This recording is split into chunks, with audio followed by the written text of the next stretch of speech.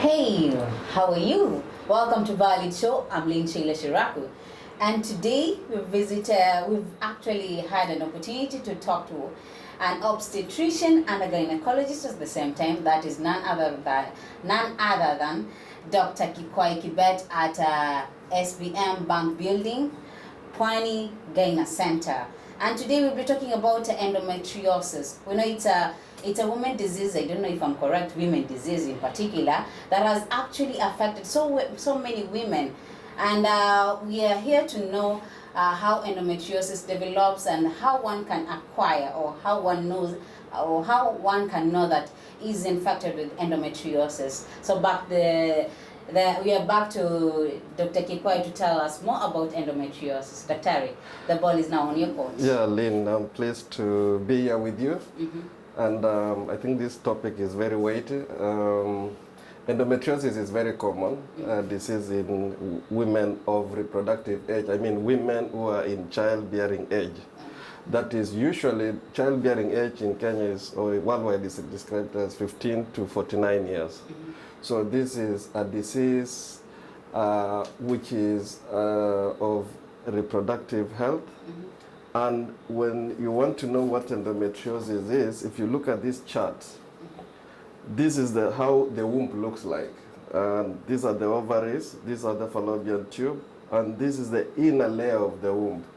So endometriosis happens when this inner layer of the womb is outside the uterus. It can be in the fallopian tube, it can be in the ovaries, it can be anywhere in the intestine, or it can be even in the lungs or the brain. So there's no particular part that endometriosis develops. It develops just on the woman reproductive system, but like you say, the fallopian tube, the uterus, so it just doesn't develop in one particular organ. Yes, it can be in any organ, even the chest, the brain. It has gone even in the brain actually.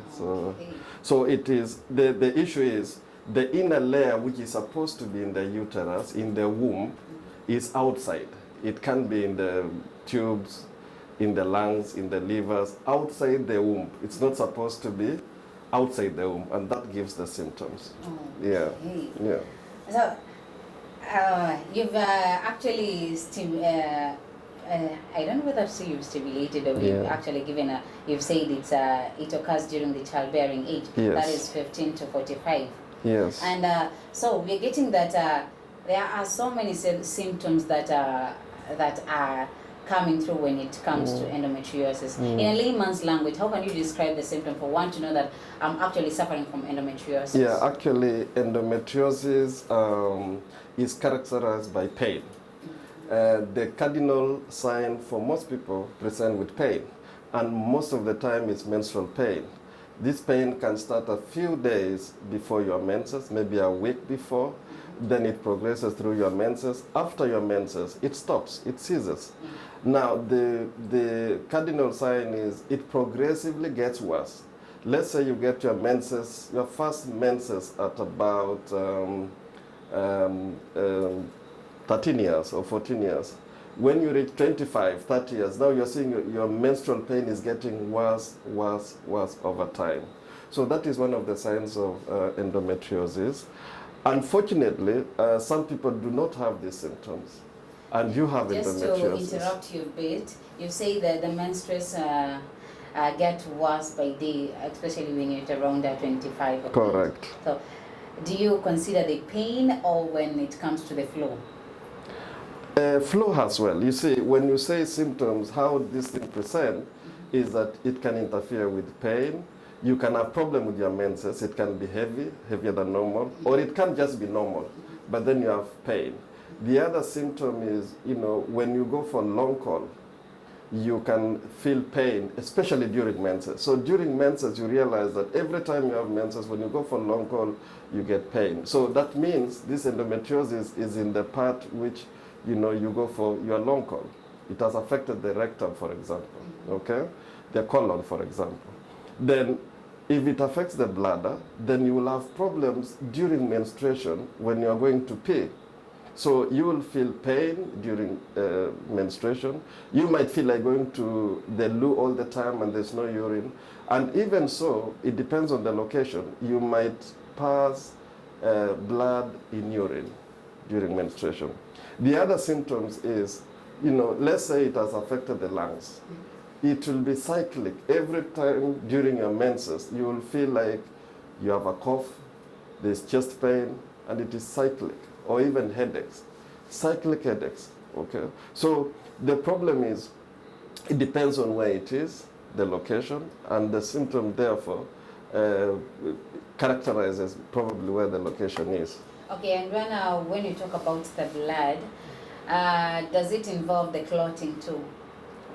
You see, blood clots is a natural mechanism, okay?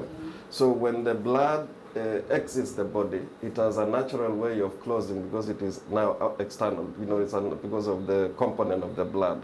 So if the blood comes in huge volume, you will see fresh, but you can also clot. So it will clot because it has some clotting factors.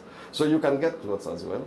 It can be heavy, prolonged, you can get clots, or just pain during normal menses.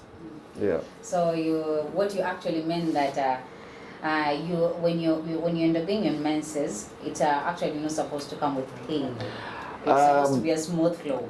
Well, there is pain. Usually there is pain when you are menses, but slight cramps.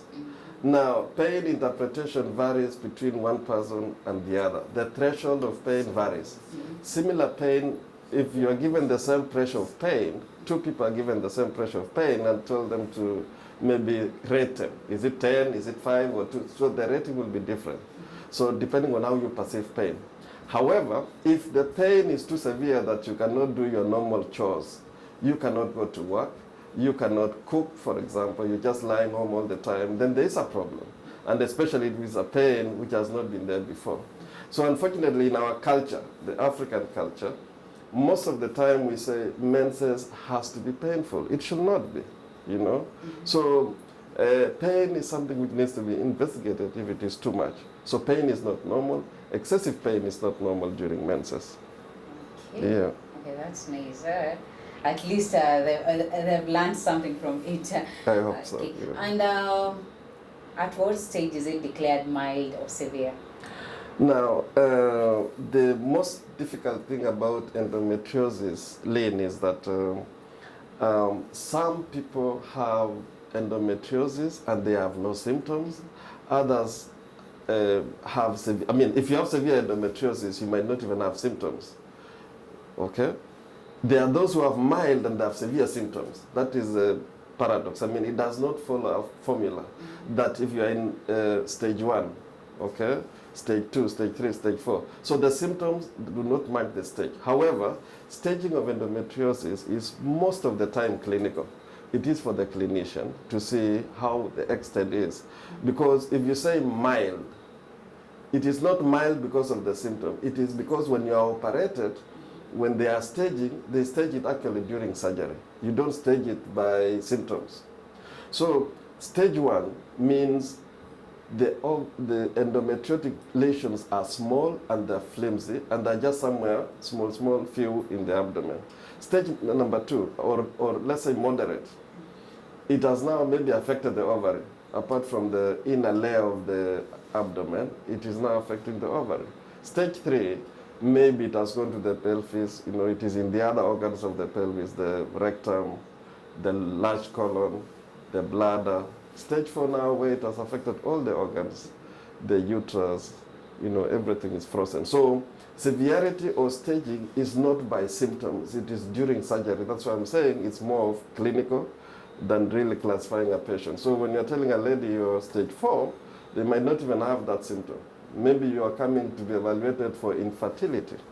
So when you're evaluated for infertility, they find that you have endometriosis, stage 4. But then clinically, you didn't have any pain. Okay? Okay, you've just talked about you're being evaluated for infertility. So does it mean it results into infertility? Very well. Actually, the most people who have endometriosis are between the ages of 30 and 40, not because it is common in that age, but because that is the time people want to have families. Now, when you want to have your family, you discover that you cannot have a family after being married for a year, for example, then we call it infertility or difficulty to be pregnant. Now you go to the doctor, they check you. In the process of evaluation, they can discover you have endometriosis. So to answer your question, yes, endometriosis causes infertility. So And probably you're interested in how. Okay? yes, I'm interested in Now, how. there are many ways it affects. I told you endometriosis can be found in the ovaries, okay? So, if it is in the ovaries, it will affect the qualities of the eggs because the ovary now is the one that produces the egg, which is to be fertilized by the male gametes, okay? So, if the ovary is affected, the quality of the eggs produced are also affected. Secondly, the tube. This tube, when it has endometriosis, it gets some scar tissue. Now, this scar tissue will make it that the position of the fallopian tube and ovaries are not normal. And therefore, you cannot pick the egg which is ovulated. So that is the second way it affects. The third way is that by the fact that you have these endometriotic tissues inside, it affects just even the process of fertilized egg coming to stay in the womb. So basically, it affects in many ways, but the common places where it affects is the fallopian tube and the ovaries. Yeah. Okay, in case you get yourself, maybe you're pregnant, Yes. and you also have endometriosis, will it be at least not be that as in itakuwa imepungua makali ya endometriosis? Very good. You see, this inner layer I told you of the womb, the inner layer of the womb responds to hormone called estrogen, which is the female hormone, okay? So when the body produces estrogen, if you have endometriosis, the cells which are outside, it also responds to estrogen, okay? However, when you get pregnant, you have a lot of progesterone as well, okay? So this hormone of pregnancy tends to suppress. And in fact, during pregnancy, you will never have symptoms of endometriosis. Yes, because They it just suppresses. disappear because They it just suppresses disappear. them. It suppresses. So it is advantageous when you're pregnant. However, it does not last for long. You see, after delivery, those hormones again are taken away. Then some people can stay off pain for 2 years, others for 1 year, others for 3 years. It is non-specific. It does not follow any particular pattern. So therefore, after pregnancy, the symptoms might recur. Yeah. Wow. I've actually learned that you don't have to go through when you're experiencing, when you're actually on your menses period, when you're on your menses time, or your period times, you don't have to go through pain, but the pain has to be slight. Correct, that is correct. And endometriosis causes pain, at times severe, and also especially during the menstrual cycle. But the fortunate part is that there must be medicine for it. There must be drugs for it. Definitely. So are the drugs affordable? What are the kind of drugs that one's supposed to use when you're actually suffering from endometriosis? Okay. The treatment for endometriosis depends on symptoms and your desire to be pregnant. As I told you, most people discover they have endometriosis. In fact, if you take like 10 women who have difficulty to be pregnant, 4 of them will be because of endometriosis. I mean, 10, 4, if you evaluate them, 4 will be because of endometriosis. Now, the treatment option, you have medical treatment and you have surgical treatment. So for medical treatment, your objective, your main aim is to relieve pain. So you use painkillers as a primary method of treatment. And the painkillers you use can be Panadol, can be Brufen. They're commonly painkillers we use over the counter. So that's the first line. So you take them during the periods when the symptoms are at maximum. The second option of treatment is to use hormonal therapy. As I told you, this hormone, you need to suppress those cells of the endometriotic cells. So you use hormone. And actually, the most common hormone you use is the normal pill for family planning. So if you use the pill for family planning, it is gonna make your symptoms reduce. Your doctor will prescribe to you how to use it. You can use for a period of about 3 months, then you stop. So, and the symptoms will be suppressed. Because these hormones, when you use them, it mimics when you're pregnant. You see, when you're pregnant, these hormones are produced, which you take, okay? So therefore, this hormone, the normal Femiplan, the one people use for contraception, can be used to treat endometriosis. So those are the two main methods of treatment. The other hormonal, of course, which your doctor knows, that suppresses, complete freezes the ovary, and it is in injectable form, and that is always given by the doctor. Yeah. You've said one of the drug is the FP. Yes. So, this girl who is 15 years of age, Yeah. he engages into sex Yes. quite often. Okay. Is that person advised to take such pills? Okay. And since you've said endometriosis, the age gap is just when the childbearing age, that is 15 to 45. Yes. So when she takes pills continuously, Yeah. or after she has engaged into a sexual act, Okay. is it advisable for that person for that girl to Yes. use the pills in order for her not to get endometriosis, or it's not? Well, you cannot, you see, we don't know what causes endometriosis. I think we should start from there. And therefore, because we don't know really why we have endometriosis, you cannot prescribe you cannot say because, how many, what do you call, the percentages of people who have endometriosis is small. Yeah. Especially in the black community. So it is below maybe even 1% of all women.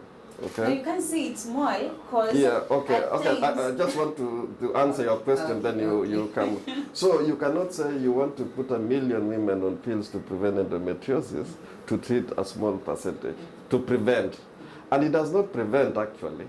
It will. Once you stop it, if you are the one to get endometriosis, you will definitely get. So it's not a recommendation that you prescribe somebody pills to prevent endometriosis. However, if you have endometriosis at a young age, maybe 20 years, 18, 19, 21, pills is the primary choice of therapy. Yeah. And does the removal of the uterus relieves you from the pain? You see, the ovaries are still there, and it depends on where the endometriotic cells were. If these cells were outside, it's not only in the uterus. It can be outside. It can be in the bowel. It can be in the bladder. It can be in the liver. So if you remove the uterus, you have not really solved the problem because these cells are still there. However, if you remove the uterus and the ovary, then probably, because you have now, like you have gone to menopause, you have frozen you've taken somebody to menopause, then in that respect, it is going with treatment. But uterus alone is not a therapy for endometriosis.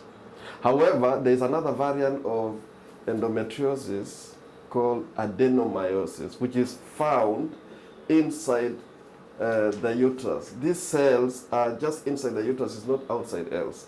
So for that one now, removing the uterus is curative because you have taken it away.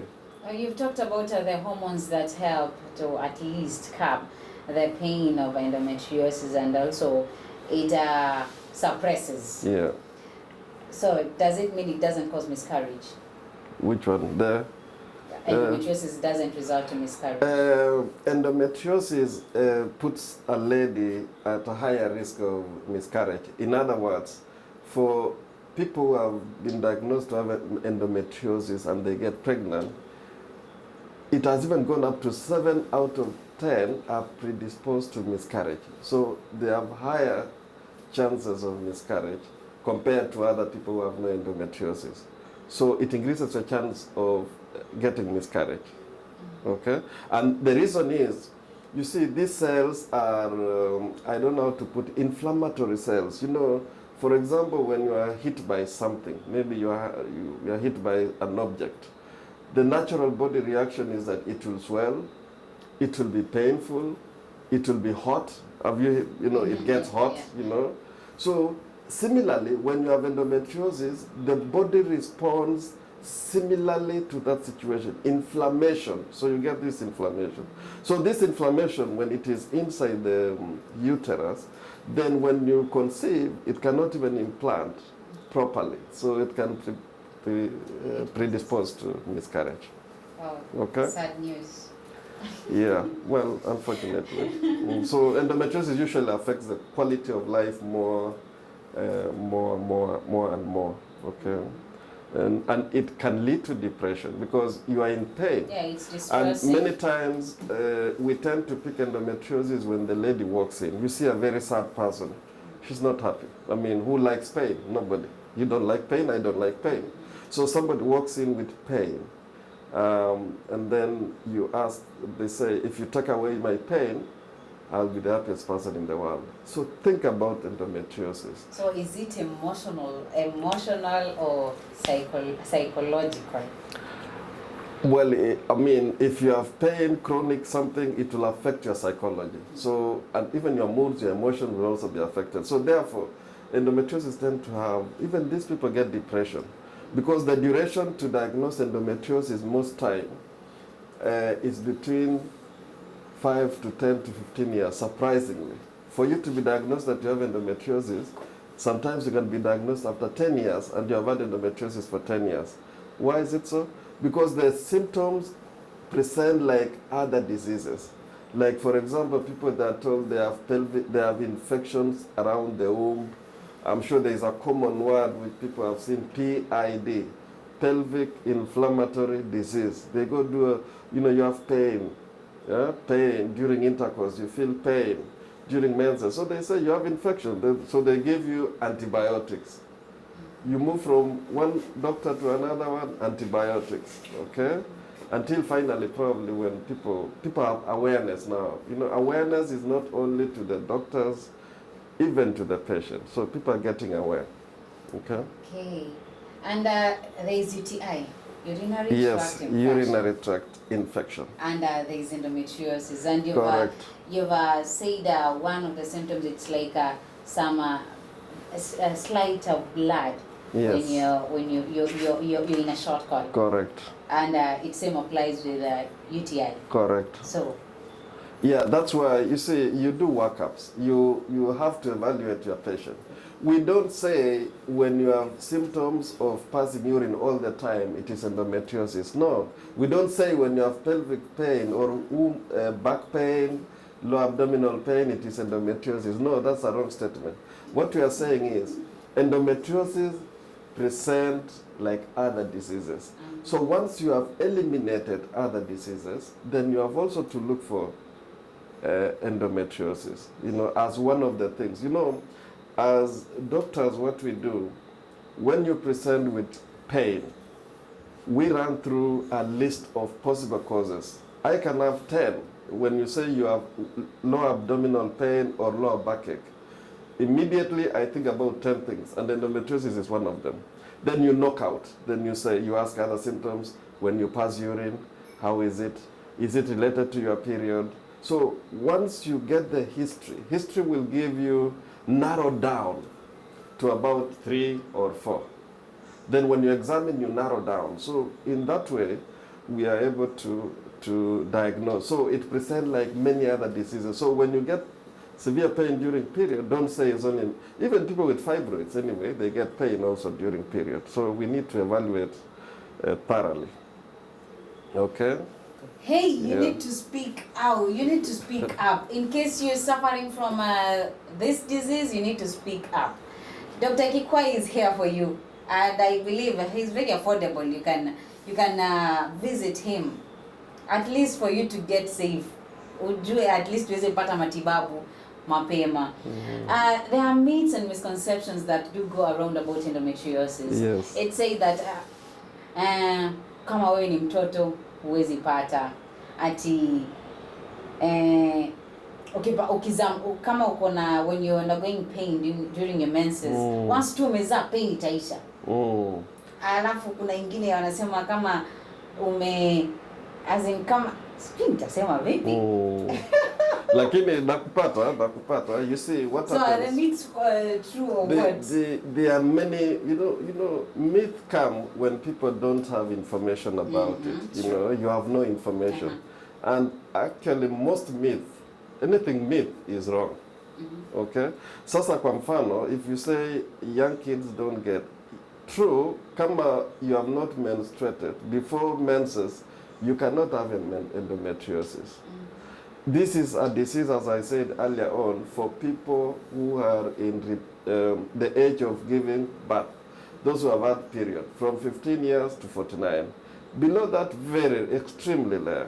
It's not common to see endometriosis, but commonly 15, 16, 17, you can get endometriosis. Yeah, there's this myth also says that when you sleep around, you'll automatically get endometriosis. That is pure myth. That's pure false. Okay, it is not sexually related. You know, it's not transmitted by sex. I mean, if you say you're sleeping around, then it means sex related. But what we know is endometriosis is not transmitted sexually.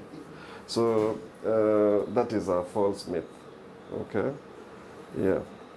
Thank you. We are going for a short break, and when we be back, Dr. Gikoy will be taking us through the procedure, or he will be describing us. Really wanasema describe and explain, something of that sort. He'll be explaining us about the human reproductive system, the woman to be specific, and how endometriosis develops and how it can be cured. So stay tuned.